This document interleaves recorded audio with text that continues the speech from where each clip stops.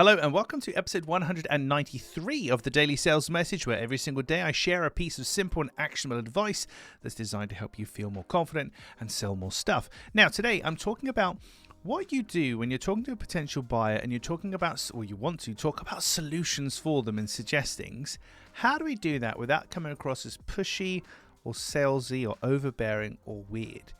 There's one correct way to do this, as far as I'm concerned, and it's always worked really well for me, and it's kind of my natural inclination anyway.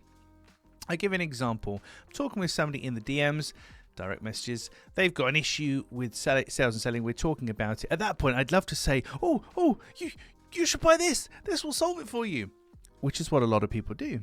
And they just think, if I just directly point that out and tell them, it's a no-brainer. But that could be too much too soon, depending on the person. So what I like to do is lead with the free solution first. So I would say something like this. There's a couple of ways of solving this issue. The first one is you could do this, this, and this, which is the free solution. The next one is you could do this, this, and this. Maybe it's a paid solution.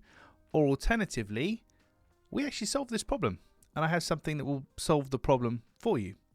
But by starting with the free solution first, whether or not they go for it doesn't really matter.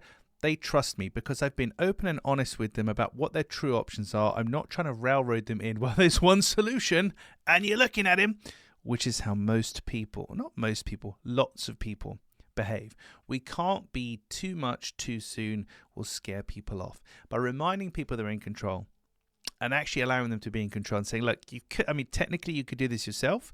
It wouldn't cost you anything necessarily, but it might go wrong and blah, blah, or you get your friend to help you or whatever. By helping them explore those different options, the hope is that they'll realize that your solution is the most effective and quickest way to get what they want. But you know as well as I do, because you're a buyer of things and a sender of DMs, direct messages, that you'll probably at least consider, if not try, the free thing first to see if you can get away with it. So as a seller, makes sense to point it out, doesn't it? And if they say they're going to try that, great, I'll check in within a couple of weeks if that's okay. See how you're getting on, or you let me know how you're getting on, etc. But the principle to remember is this: free solution first. Don't just jump in with, ta-da, this is my offering. Oh my God, you need help, I've got help. Oh, it's like we're meant to be. Because that could be too much for some people.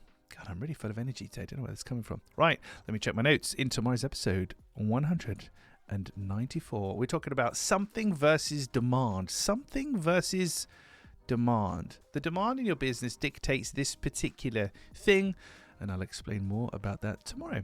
Now, in the meantime, if you haven't already, hop on over to Selling Confidence Score. It's all one word, sellingconfidencescore.com.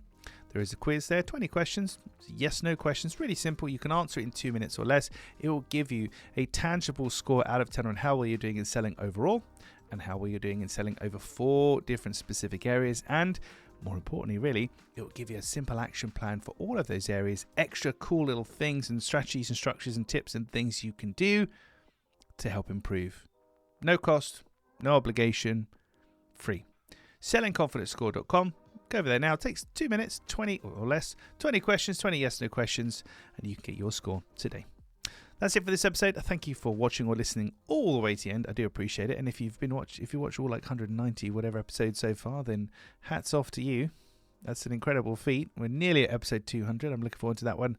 I'll see you tomorrow for another exciting edition of the Daily Sales Message.